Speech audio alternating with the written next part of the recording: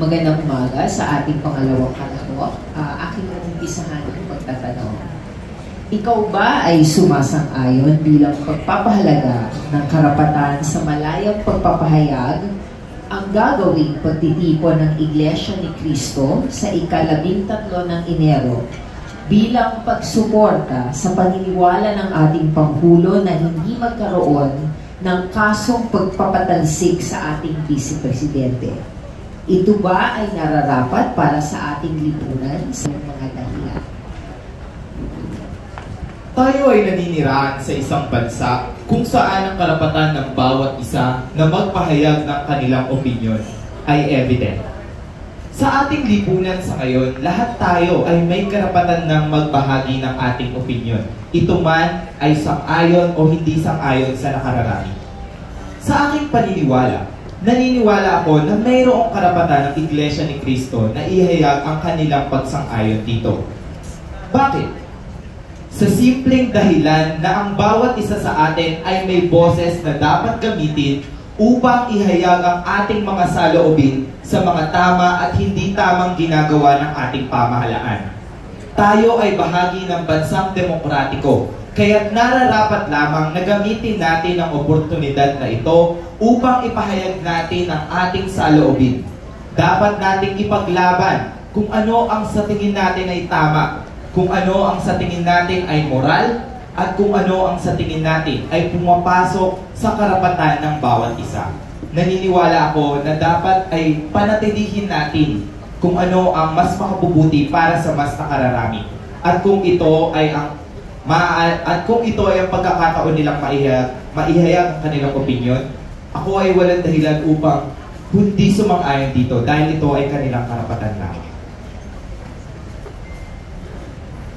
Maraming salamat at sa pagpapatuloy natin sa ating usapin tungkol sa freedom of expression. Ito ang aking katanungan. Ano ang mga panganib na maaaring maidulot ng pag-abuso sa ating kalayaan sa pagpapahayag? At bilang isang kabataang Pilipino, paano ka makakatulong para maiwasan ito?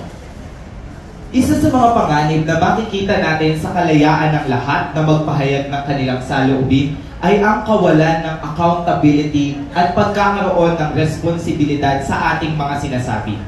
Mahalaga na ang bawat isa sa atin ay mayroong accountability dahil lahat ng ating sasabihin ay mayroong sasang-ayon at hindi sasang-ayon. Bilang isang kabataan, nararapat lamang na maging modelo ako ng accountability na ito. Sa aking buhay, mayroong mga bagay na nire-regret ko na aking nasabi. Subalit, ako ay proud na nakatayo sa harapan ninyong lahat na sinasabi na ang mga bagay na ito ay aking pinaninindigan, na aking pinakakatayuan. Bakit? Dahil bahagi ng aking pag-unlad bilang tao ang mga pagkakamali.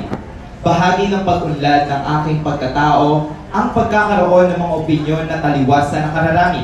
At nararapat lamang na ang mga pagkakamaling aking magagawa ay gagawan ko ng karapatang solusyon upang matiyak na nakikita ng lipunan na mayroong paraang itama ang mga pagkakamaling ating ginagawa.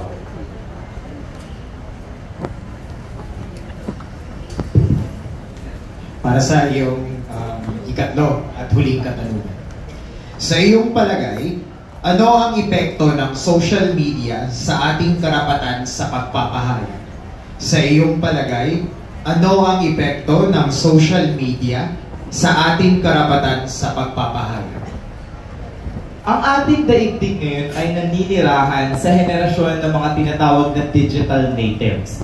Dahil dito, ang mga mamamayan ay palagi nang nasa social media at ito ang pangunahing dahilan kung bakit sila nakakakuha ng impormasyon. Isa sa mga epekto ng pangyayaring ito ay ang patuloy na paglaganap ng fake news at misinformation sa media. Masasabi natin na lahat tayo ay may karapatan. Ngunit maaari din nating aminin na hindi lahat tayo ay responsable sa paggamit ng karapatang ito. Lahat tayo ay may pagkakataon na maabuso ang karapatang ito. Kaya't nararapat lamang na tandaan natin na ang instrumentong ito ay ibinigay sa atin hindi para abusuhin at hindi para gamitin sa sarili nating interes lamang, kundi dapat natin itong gamitin upang isulong ang tinatawag na kabutihang panlahat na tutuloy at magpapatuloy ng pangarap nating bayan, isang bayan na nininirahan sa panahon ng impormasyon na makatotohanan at mapanagutan. Maraming salamat po.